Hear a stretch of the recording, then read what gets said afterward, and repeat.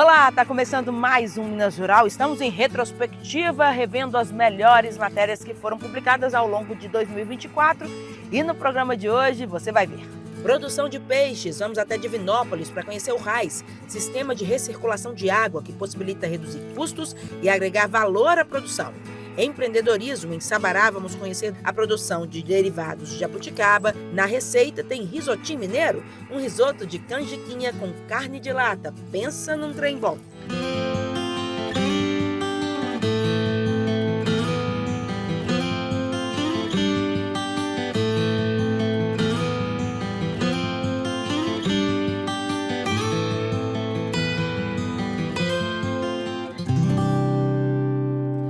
Inovação e sustentabilidade estão entre as vantagens de um sistema que tem ganhado cada vez mais espaço na piscicultura. A gente está falando do RAIS, que é o sistema de recirculação de água. Ele ainda exige pouco espaço para ser implantado e traz mais valor agregado. Nossa equipe esteve em Divinópolis para conhecer um pouco mais desse negócio. Baixo consumo de água e alta produtividade estão entre as vantagens de um sistema que tem ganhado a preferência de piscicultores de Divinópolis e região. Trata-se do sistema de recirculação de água, conhecido como RAS. A água passa por encanamento, por filtro e volta dentro do sistema de novo, dentro dos bolsões de geomembrana, que são esses tanques suspensos. Adão Alves está na piscicultura há 25 anos. Ele e os sócios têm criação de tilápia, surubim e tambaqui em tanques cavados, na comunidade São José de Pedras, em Itaúna. Há 2 anos, decidiram apostar também nos tanques suspensos. E a experiência tem sido satisfatória. A produção chega a 3 toneladas por mês, em uma área de 2 hectares. É um tanque compacto, onde você pode criar bastante peixe por metro cúbico. E um sistema desse tamanho aqui, eu tinha que ter hectares de terra, de lâmina d'água, para estar criando o peixe que eu tenho aqui hoje. Então a vantagem é isso, é um peixe de boa qualidade, sem contato com barro. O abate é feito em um frigorífico terceirizado e a produção comercializada para o Programa Nacional de Alimentação Escolar, o PENAE, além de bares e restaurantes do município. E por falar em produção, ela é variável. Esses tanques aqui maiores, eles têm 150 mil litros. Pode colocar até 4.500 peixes terminados nele. Ou seja, a tilápia é de 1 quilo, que termina ela com 1 quilo. Então você vai entrar aí com isso com mais ou menos 7 meses, você consegue. 7 meses a 8 meses você consegue isso aí. Então se é um iniciante, entraria com a metade disso aí, colocaria aqui umas 2.200. O casal Dona Maria da Conceição e seu Luiz José, do povoado Lopes, em Divinópolis, também investiram no RAS. A gente já tinha essa chácara e aí o Luiz, assistindo uns vídeos no YouTube, pelo celular, ele viu a respeito da piscicultura, desses tanques de geomembrana e resolveu trabalhar com isso, né? É uma atividade que não dá tanto trabalho para nós dois idosos, né?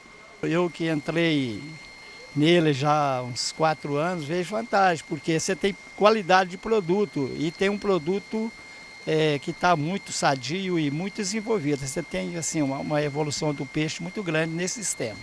Para Dona Maria, o apoio da Emater Minas tem sido fundamental, tanto para o sucesso na produção, como para o início do romance com seu Luiz José. A nossa história tem muito a ver com a Emater. Então a Emater promoveu, na época era a ACAR, isso, era a ACAR, não era a Emater ainda. Mas era a mesma instituição, né? Eles promoveram uns jogos de integração das comunidades.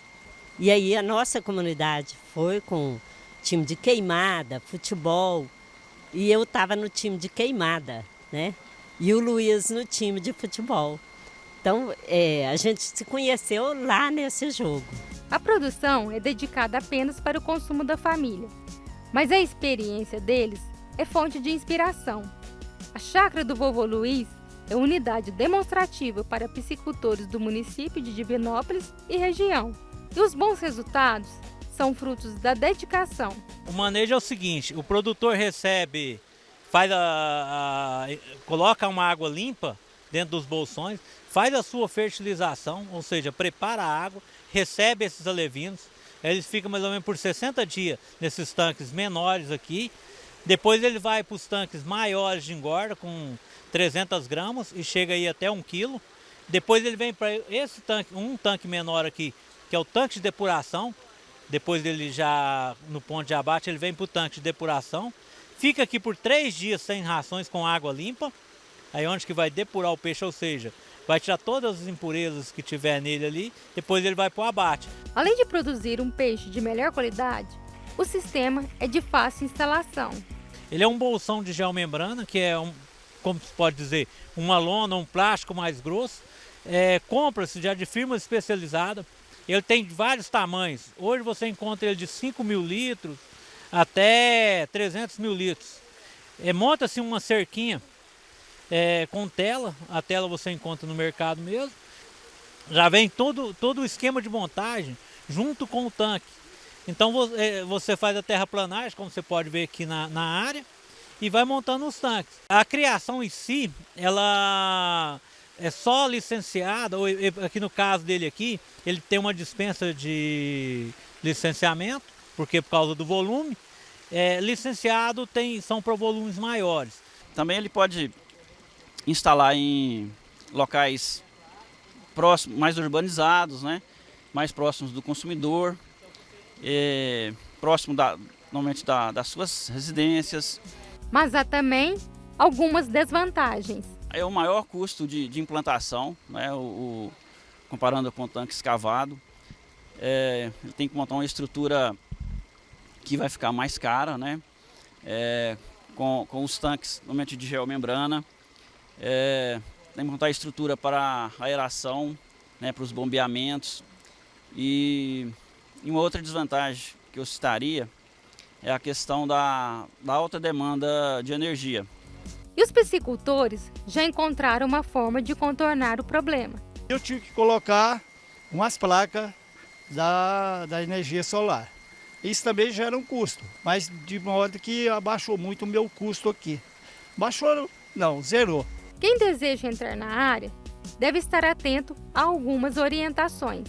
A Emater ela tem orientado os produtores a investir nesses sistemas, aqueles produtores que não têm uma condição, às vezes, de produzir em maior escala, né, com tanques escavados, ou ele não tem, às vezes, um lago para montar um tanque-rede.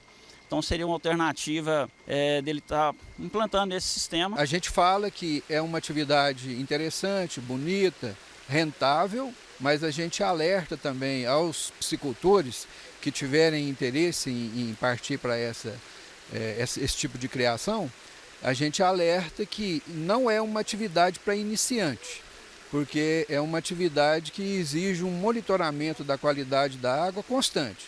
É praticamente 24 horas tem que haver um monitoramento da qualidade dessa água, né? Porque senão pode haver imprevistos que geram, às vezes, a mortalidade de um tanque inteiro.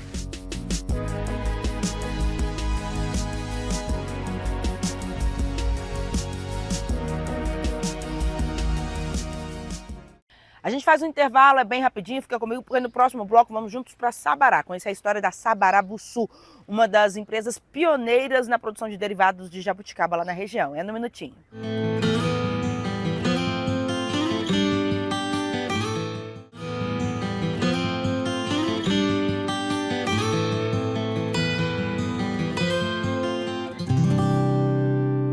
A gente segue agora para Sabará, uma cidadezinha histórica na região metropolitana de Belo Horizonte, muito famosa pela produção de jabuticaba. E a gente vai conhecer a história da Meire, que foi uma das pioneiras na produção de derivados da jabuticaba, um legado que está passando de mãe para filha. O caminho até chegarmos à produção passa pelos principais cartões postais de Sabará. O município, que fica às margens do Rio das Velhas, resguarda símbolos importantes da era colonial brasileira. O nome da cidade tem origem em uma das principais rotas de ouro desbravadas por expedicionários há mais de 3 séculos, o caminho Sabará-Buçu. O forte potencial para a atividade de mineração se mantém até os dias de hoje. E foi essa atividade que trouxe a Meire e o marido para as terras mineiras. e logo ela tratou de abraçar a cultura local. Eu vim para Sabará por conta do ouro, né, mineral. Meu esposo, ele trabalhava na mineração de ouro, e aí nós viemos para Sabará por conta disso, há 24 anos atrás. E aí, nesse meio tempo, ele trabalhando na empresa, na mineradora, e eu comecei a me envolver com as questões culturais da cidade. Eu fundei a primeira cooperativa de artesanato da cidade, onde as mulheres faziam diversos tipos de trabalho. E aí, nesse meio tempo, a gente foi se inteirando das coisas. A Tarsila nasceu aqui em Sabará, é a mineirinha. E como presidente da cooperativa de mulheres, a Meire foi apresentada à tradição local do cultivo de jabuticabas, o ouro negro de Sabará. Ela logo percebeu que a atividade poderia ser desenvolvida e aprimorada. Foi aí que ela encontrou a Emater. Só não esperava que esse contato mudaria a vida dela.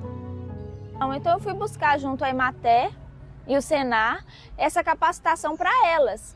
E aí tinha que se montar uma turma com todos e faltou uma aluna. Adivinha quem foi encher a turma? A Meire, que não fazia nada de derivados da jabuticaba. Então, falei, não, gente, não vai ser por falta de uma aluna que a gente não vai fazer a capacitação, nós vamos sim.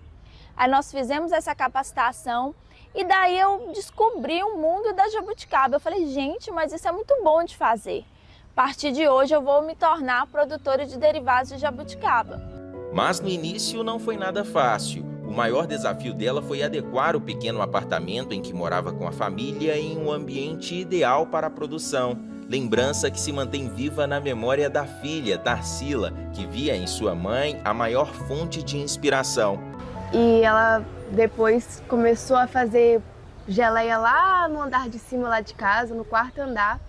Meu pai levava saco de açúcar nas costas, porque não tinha elevador, não tem elevador. E foi evoluindo, a gente transformou a casa numa mini indústria ali e foi acontecendo. A agroindústria familiar ganhou o nome Sabarabuçu, uma homenagem à cidade que as acolheu e à tradição que as inspirou.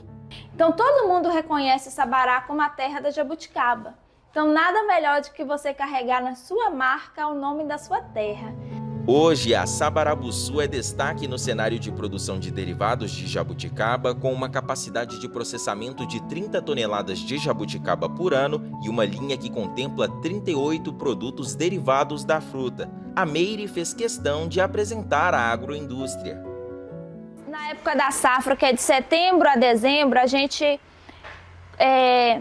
consegue colher e armazenar a maior quantidade possível de jabuticaba. E daqui vai direto para a panela, onde a gente faz o nosso extrato e daí a gente vai fazendo todos os derivados que a gente precisa durante o ano. Agora a gente está tirando o brix do doce, que é onde a gente usa esse aparelhinho que chama refratômetro para a gente poder olhar aqui, ó, se o doce está no ponto certo. Então a gente tem todo esse cuidado com o controle de produção para a gente ter sempre o mesmo padrão em cada produto.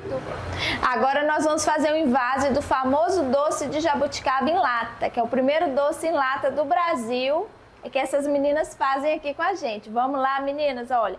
Maquininha que é a recravadeira que faz o fechamento e tudo é muito artesanal aqui na empresa. Então é feito potinho por potinho, um a um, e a gente se orgulha muito desse processo artesanal. Expandir o mercado e diversificar a clientela é sempre um desafio em qualquer negócio, mas para a Meire, vender não é mais um problema. Assim que ela soube da plataforma Educampo, o primeiro site para comercialização de produtos da agricultura familiar de Minas Gerais, tratou logo de se cadastrar. Hoje ela vende pela plataforma e conta com o apoio da filha para impulsionar os produtos no espaço digital e perpetuar o legado da família. E eu que fico responsável pelos pedidos do Educampo, as notas fiscais, a etiqueta, o envio, o preparo do pedido, o envio também nos correios, a gente que fica responsável.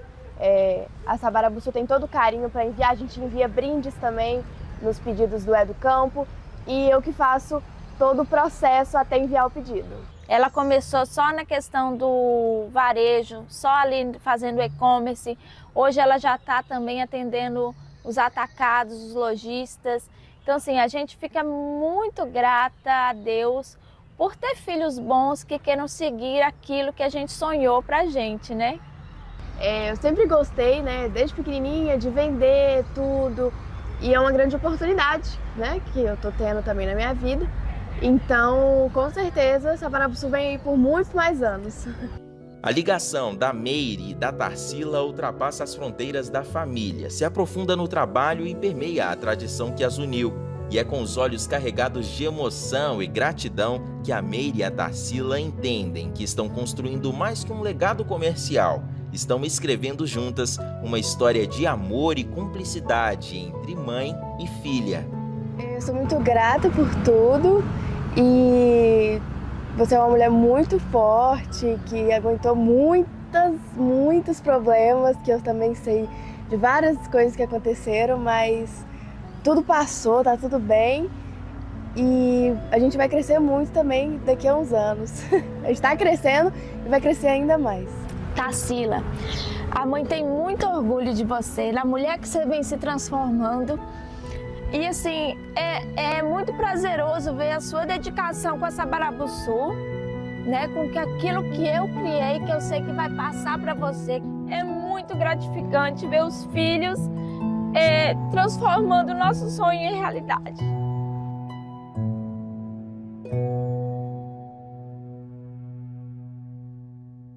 A gente faz mais um intervalo, mas é bem rapidinho. Fica comigo porque no próximo bloco tem no prato risotinho mineiro. Pensa, é no minutinho.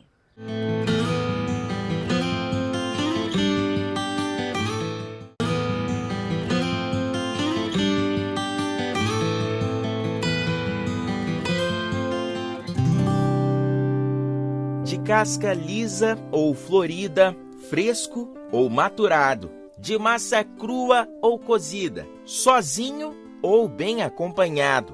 Seja como for, o queijo resguarda as mais surpreendentes variedades de aroma, textura, sabor, feitos para agradar a todos os paladares. E em 19 de janeiro, a iguaria tão amada pelos mineiros ganha um dia só dela, para ser reverenciada no Brasil e no mundo todo.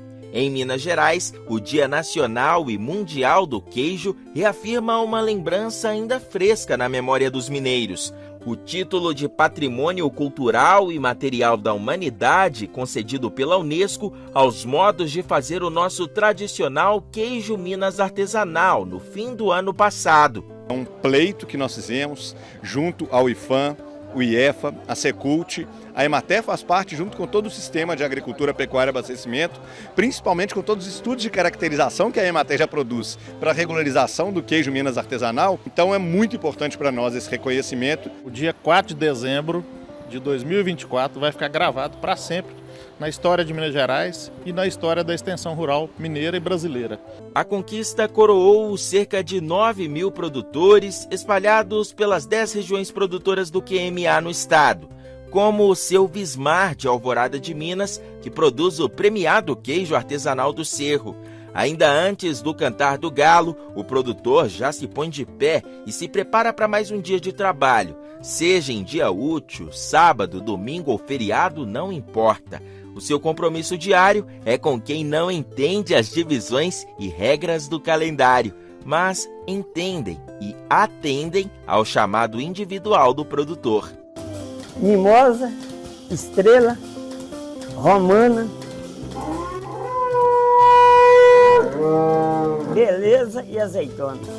Todo mundo pelo nome. Chama, vem, na hora. Aqui levanta 4 horas da manhã e inicia a tiração de leite, né? Busca a criação e começa a tirar o leite. Todo dia nesse mesmo horário. A produção, que hoje anda a todo vapor, começou há 24 anos com um propósito nobre e também sem nenhuma ambição, o de alimentar a própria família. Quando nós casamos, nós íamos para cá só com a vaca, para menino tomar leite. Aí depois nós fizemos que é a queijaria para fazer 20 queijos. Aí nós somos até 86 queijos por dia. Os bisavós, avós, os pais da gente, todos faziam queijo. Aí já vai seguindo a geração, né? A minha família também toda a vida fez queijo, né? Meus pais, aí eu aprendi com eles. Tá no sangue, E eu amo essa profissão, eu amo fazer queijo. Amor Talvez este seja o ingrediente indispensável para o sucesso não só do QMA, mas de todos os queijos mineiros. No Jequitinhonha, a sua forma não se traduz. Como um fruto que amadurece ao sol, ele descansa no contorno das mãos. O processo é resultado de uma mistura de leite e paciência. Aperta daqui e dali para afrouxar mesmo o sorriso. Nas paisagens da Mantiqueira, a atividade vai cativando novas gerações que, pouco a pouco, assumem o papel de guardiãs deste legado. Histórias que se replicam em todas as regiões de produção da tão famosa iguaria. E sobre as mesas das famílias mineiras, o queijo vai deixando de ser só mais um item alimentar. Aliás, nunca foi só isso. Ele permanece sendo o sabor que abraça a boca, transporta ao passado, pede um café, uma prosa, um causo. Que em 19 de janeiro, os olhos do mundo recaiam sobre Minas Gerais. Porque para um bom mineiro, todo dia é dia do queijo.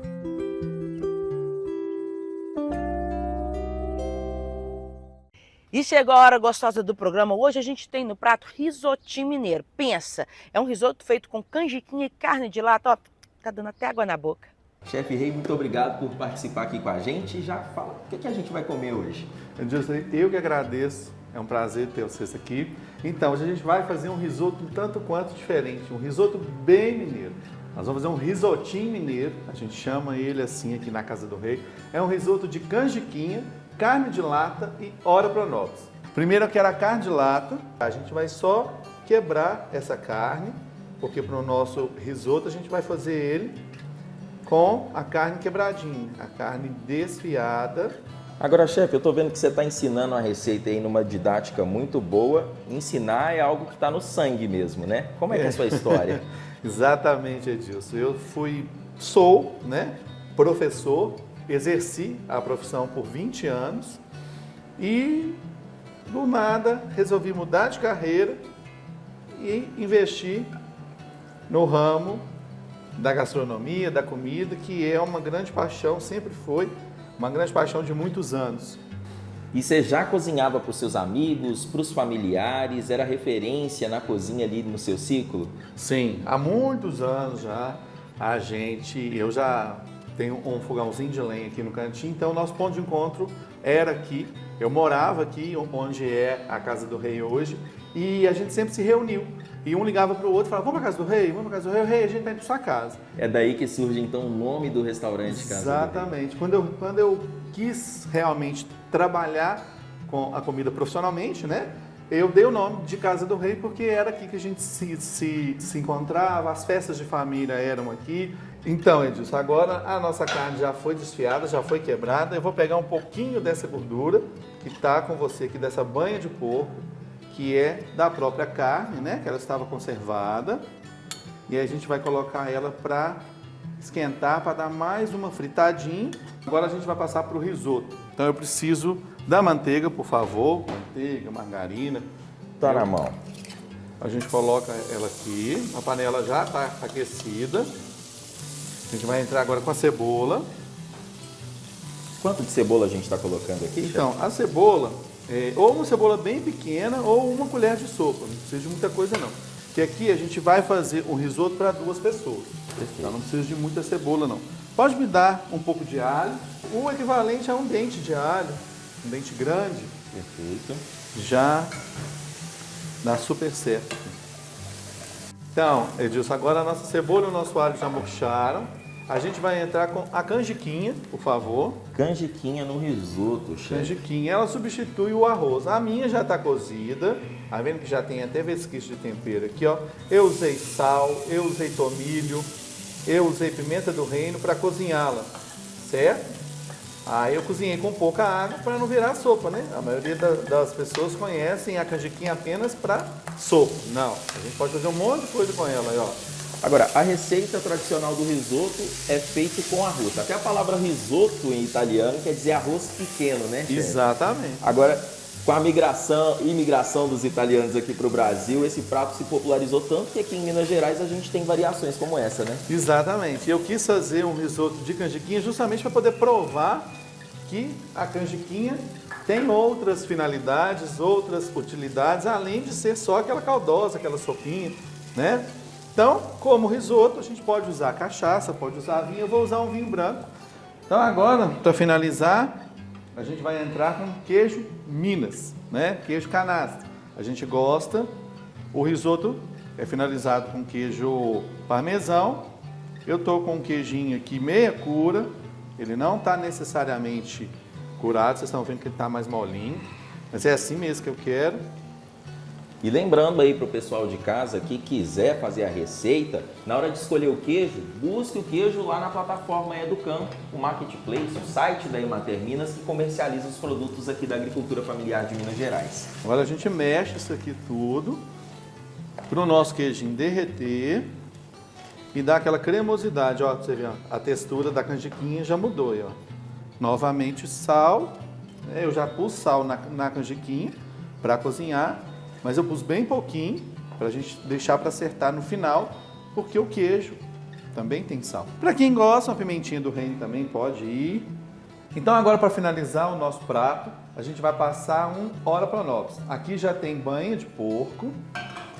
A gente vai colocar um pouquinho de alho.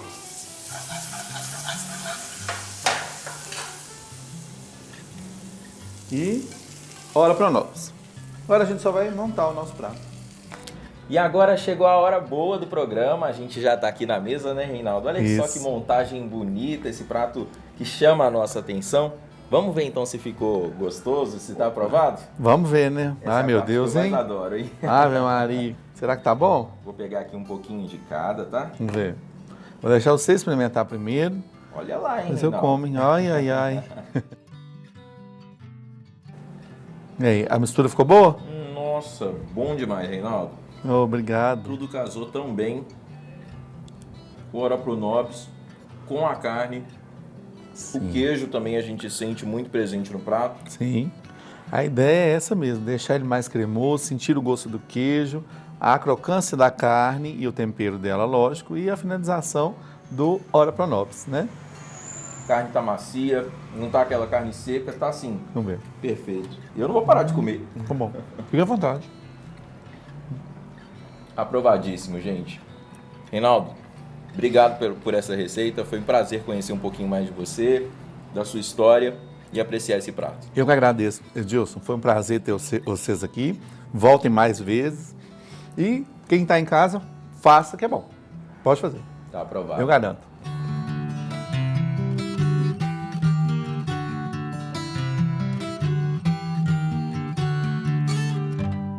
Minas Rural está acabando. Muito obrigada pela sua companhia. A gente se encontra aqui na semana que vem. Tchau.